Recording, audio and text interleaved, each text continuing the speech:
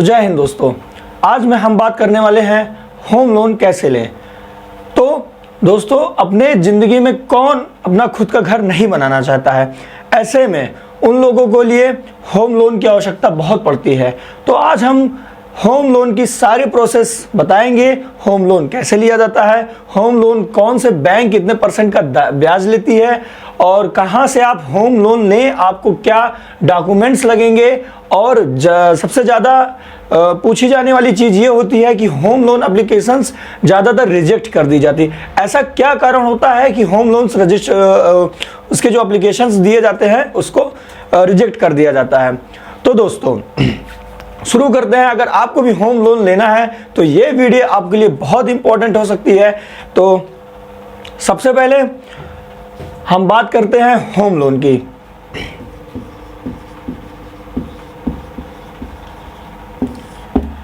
अगर दोस्तों आपको भी अपने सपनों का घर बनाना है, अगर आपके पास इतनी पूंजी नहीं पड़ पा रही है कि आप अपने सपनों का घर खड़ा कर सकें, तो आपके लिए होम लोन बहुत से ऑप्शंस खोल देता है। तो होम लोन लेने के लिए आपको बहुत प्रकार से होते हैं, जैसे आप फ्लैट पे होम लोन ले सकते हैं, आप किसी प्लाट पे होम लोन ले सकते हैं, या तो आप किसी घर को खरीदने के लिए होम लोन ले सकते हैं। तो ऐसे में जो ज़िंदगी चल रही है, होम लोन उसमें बहुत बड़ा कारण बनता है आपके सपने को, घर को पूरा करने के लिए। तो ऐसे में क्या होती है, मतलब भारत की सभी बैंक्स 99% बैंक जो होती है वो हमको होम लोन प्रोवाइड कराती है। बात यहाँ पे ये फंसती है कि कौन से बैंक कितने % का ब्याज दर आपसे वसूलती है। तो ज़्यादातर बैंक्स क्या होते हैं कि अगर आपको होम लोन्स देते हैं तो आपसे से ज़्यादा इंटरेस्ट लेने की कोशिश करते हैं वो लोग। तो हम आपको आज ये बताएंगे कि कौन सा बैंक सबसे कम ब्याज दर पे आपको होम लोन दे सकती है। तो इसके लिए आपके पास आपका एक अच्छी जॉब प्रोफाइल होनी चाहिए। जॉब प्रोफाइल का मतलब आपके रेगुलर इनकम होना चाहिए, क्योंकि जो बैंक होते हैं वो ये एक सेटिस्फाइड उनको होता है कि आप उनका पैसा आप रिटर्न कर पाएंगे या नहीं। आप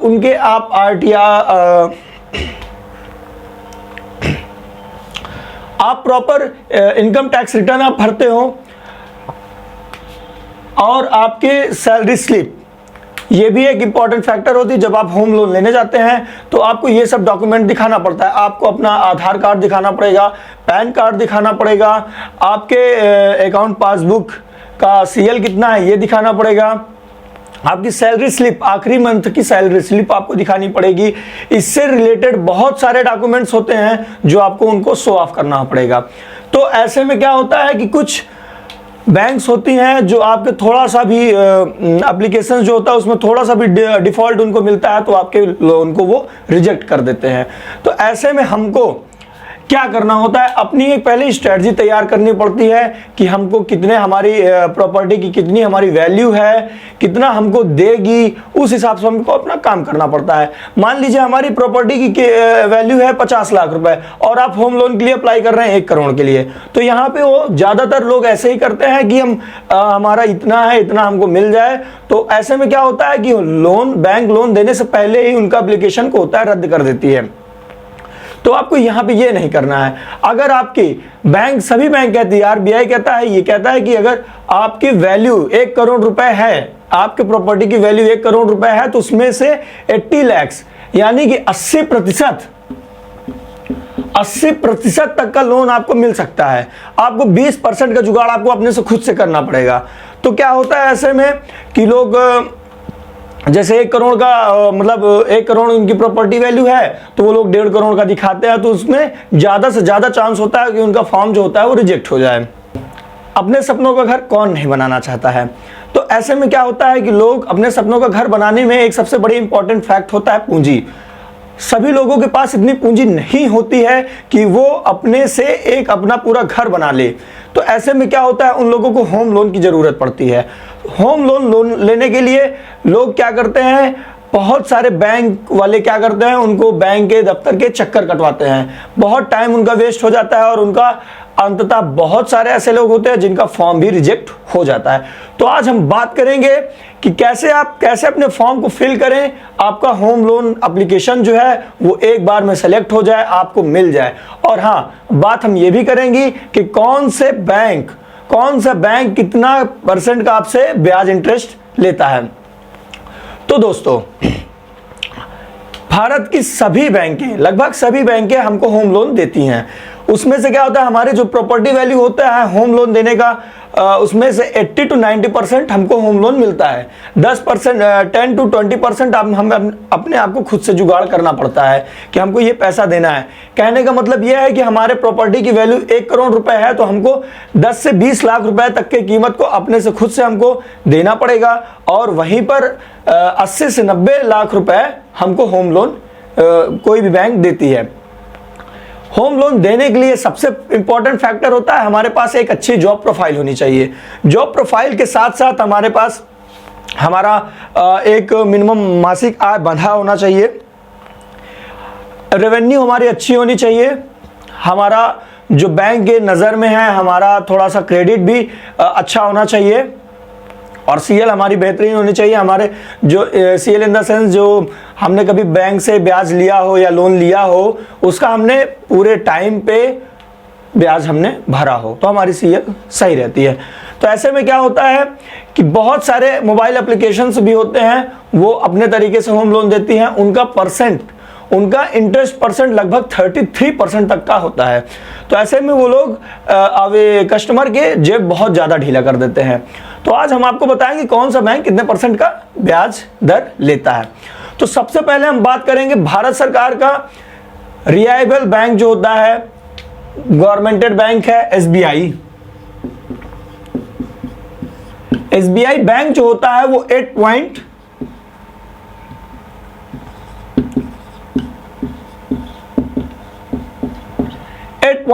to 10.5% तक का इंटरेस्ट रेट हमसे वसूलता है। फिर आते हैं एचडीएफसी बैंक।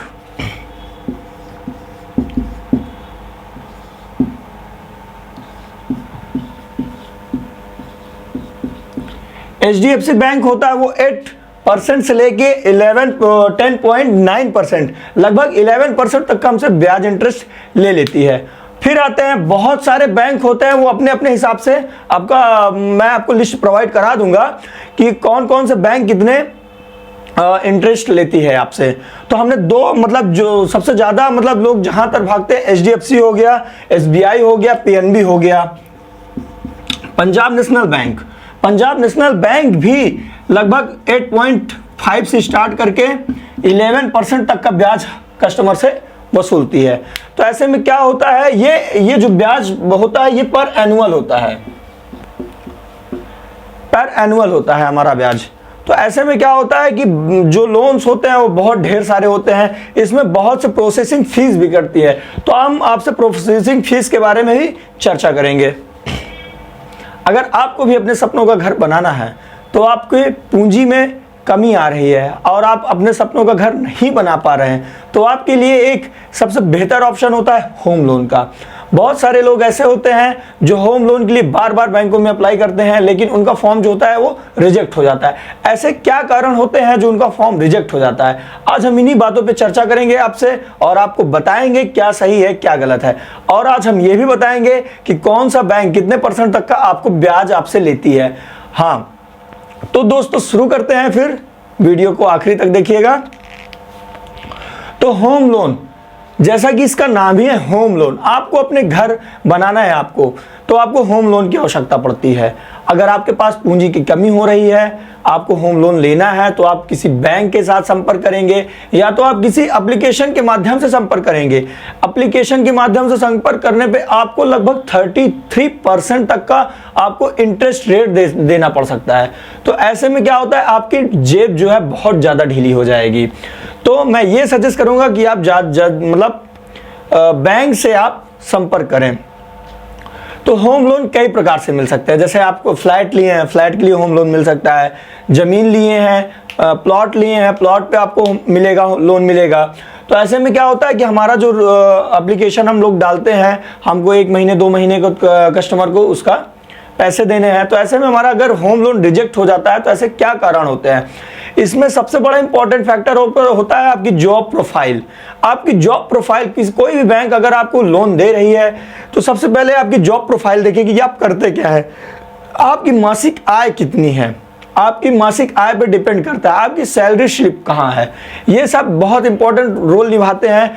प्रॉपर्टी की वैल्यू कितनी है, सबसे लोग ज़्यादातर यहाँ गलती करते हैं कि प्रॉपर्टी की वैल्यू 1 करोड़ होती है, वो लोग 1.5 करोड़ का फॉर्म होम लोन के अप्लाई कर देते हैं। तो ऐसे में जो भी बैंक आपको लोन देती है सबसे पहले वो सर्वे करती है कि आपकी प्रॉपर्टी वैल्यू कितनी है।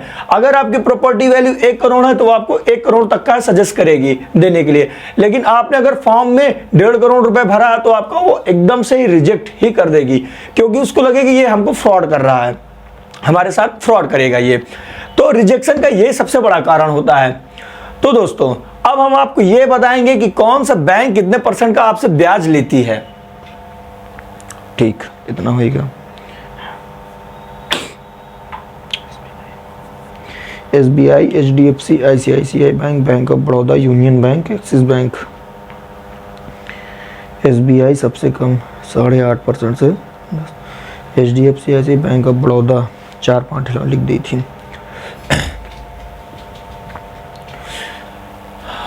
तो RBI से रजिस्टर्ड बहुत सारे बैंक होते हैं जो हमको ब्याज दर पे होम लोन दे देती है।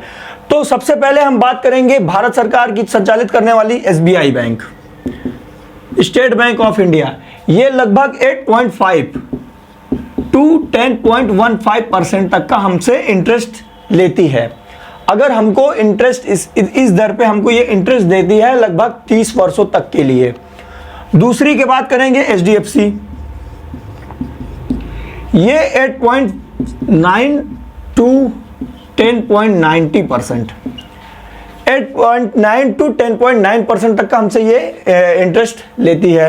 अब हम लिखते हैं बैंक ऑफ बड़ौदा, BOB, चाहे बैंक ऑफ बड़ौदा हो या ग्रामीण बैंक ऑफ बड़ौदा हो, ग्रामीण बैंक हो, ये दोनों ही मसले में 8.5 से लेके 11% तक का हमसे इंटरेस्ट वैल्यू चार्ज करती है।